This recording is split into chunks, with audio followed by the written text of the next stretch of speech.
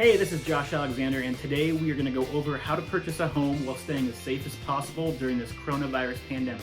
So let's get into it.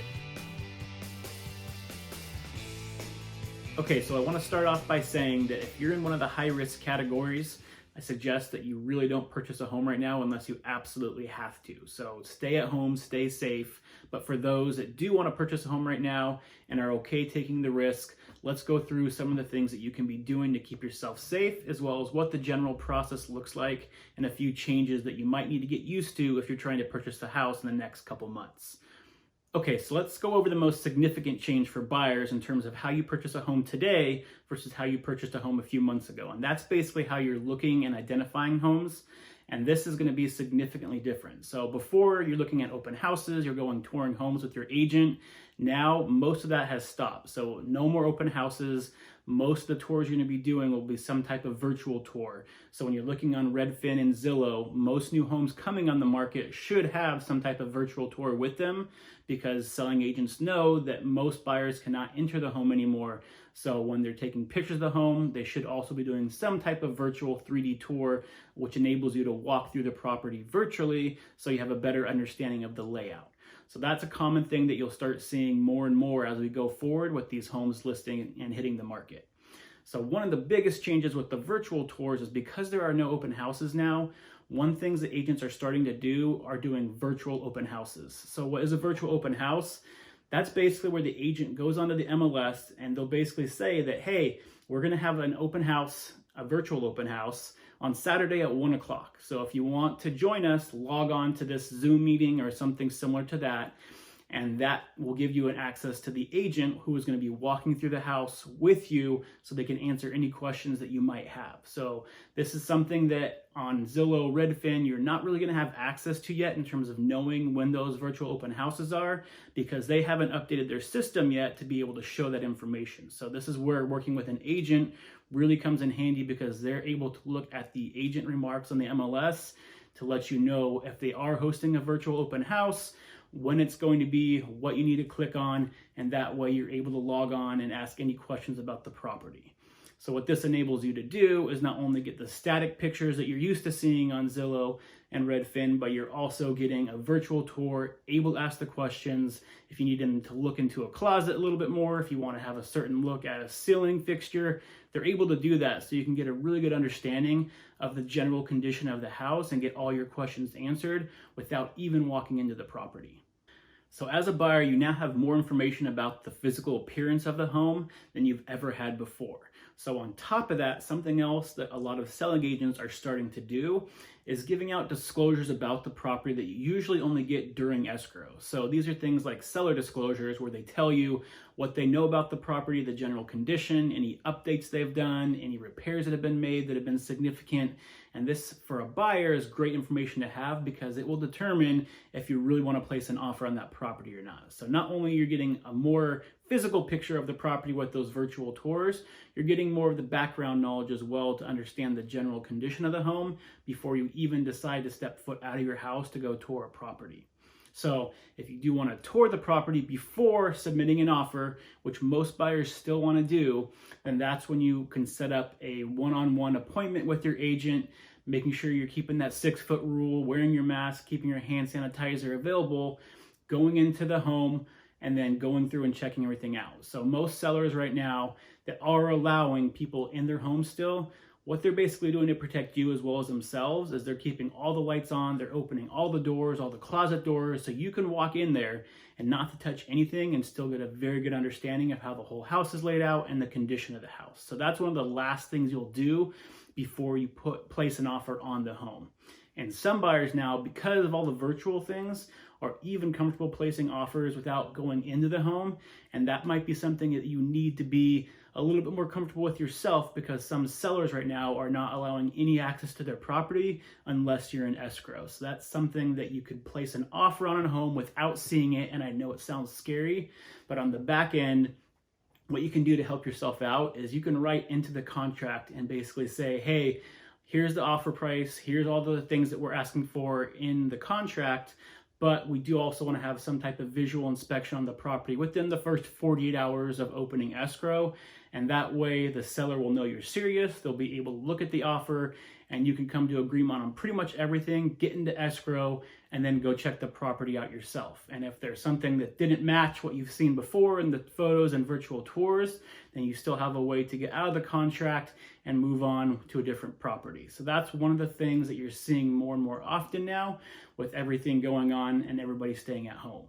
Okay, so let's say you get into escrow. So you've only gone out to the property once, either right before or right after you went into escrow, depending on how you wrote that contract. So now what has really changed for you as a buyer?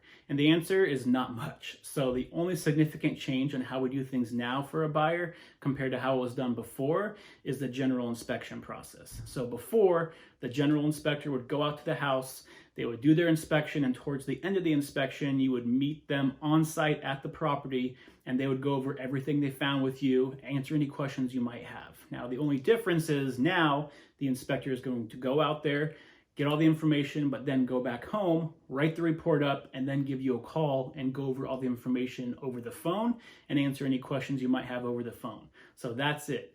Really, the only thing that's changed is you have one less point of contact during escrow with this inspector. Everything else has remained about the same. So in terms of how many face-to-face contact or leaving your home that you'll need to have during escrow as a buyer, you really only have two, and that's all towards the end of escrow. The first one, if you aren't paying all cash and you are doing a loan for this property, is that an escrow company will need to send a notary out to your house to sign those final loan documents that you'll do usually 5 to 7 days before the loan closes.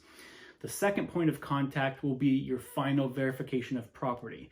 And what that basically is you'll walk through the property one more time, and if you've negotiated any repairs to be done with the seller during escrow, you're going to verify that those repairs were done. And then you're also just checking to make sure the property is in generally the same condition as you last saw it at the beginning of escrow. So there's no giant holes in the wall, broken windows, that type of thing.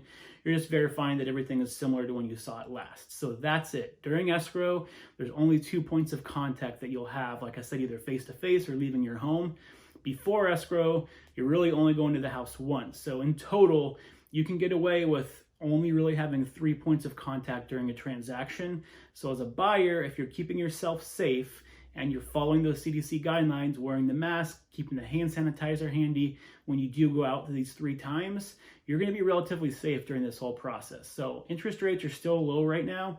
So if you're able to and you want to go out and look at these properties, there's ways of doing it to keep yourself safe, and the points of contact you're having are going to be very minimal. Okay, so one final thought for buyers, and this kind of goes back to the beginning when you first start looking for properties. This is really going to be the biggest determination of how much risk is involved for you. If you're someone that has your criteria in terms of must-haves for your home narrowed down, you know the neighborhood you want to live in, then you're going to be able to identify these properties a lot easier, as well as having all this additional information that you don't usually have with those virtual walkthroughs, the virtual open houses, having some of those sellers' disclosures up front if you really are interested in certain properties. And this is going to enable you to leave your house only a few times at most to identify that property. Now, if you don't have that criteria really buttoned down and know exactly what you want, this is where you can kind of get into trouble, where you're looking at 5 or 6 different properties before you actually place an offer on one. So really the best advice I can give you as a buyer is, before you start the process, make sure you know exactly what you want, you know the neighborhoods you want to live in, and that way these properties you're looking at and taking these virtual tours, you're really only having to go to maybe 1 or 2 before you put an offer in and hopefully get accepted. So that's really the best way to minimize those contact points when you're doing this transaction, and it all has to do with the very beginning, because like I said, once you get into escrow, there's only really 2 contact points where you're leaving your house or meeting face-to-face with someone. So the biggest variable is how long it takes you to find the property and how many times you have to leave your house because you're searching for these properties. So if you're able to narrow those down, it's going to be best for you. It's going to be best for any possible sellers because you're going into less and less property. And a couple other things you could be doing when you're doing this process is, if you don't know the neighborhood, check out Google Maps. You can look to see if there's a supermarket close by, what kind of restaurants are close by. You can drive by the neighborhood without going into the house if you're not familiar with the area, and get yourself basically to know the area that you're in, the house that you're placing the offer in. So that's one thing that you could be doing on your end as you're going through these virtual open houses, to make sure that you're comfortable not only with the house, but with the neighborhood you're living in. So when you place an offer, you're very committed to it, you know everything about the area, and that way you're going to have a smooth and hopefully quick escrow. Okay, so buyers, in terms of safety, really the biggest thing you could be doing is making sure that you're following the CDC guidelines. So if you're going out of the house to tour properties or getting these things notarized, just make sure you have your hand sanitizer with you, you're wearing your mask. If you have some type of shoe booties to put on when you're touring the property, great. And then just make sure that you're really not touching anything when you're going into people's houses. So the sellers, hopefully, if they're doing it correctly, should be trying to keep these doors open for you, the lights on, so when you're walking through the property, there's nothing to touch. But on your end, just making sure that you're not touching anything in the house if possible. And if you do have to touch it, letting the seller know what you're touching would be a great idea. So that way they can also feel confident knowing that they disinfected their house correctly once you leave, because they know the areas that they need to focus on. If you found this video useful, please hit the subscribe button below. I'm updating everybody at least once a week on what's going on with the market, as well as doing interviews with other industry professionals so you can get their side of what's happening as well, just to keep you as informed as possible as we all navigate through this unprecedented time and hopefully come out the other end as soon as possible. Thanks and have a great day.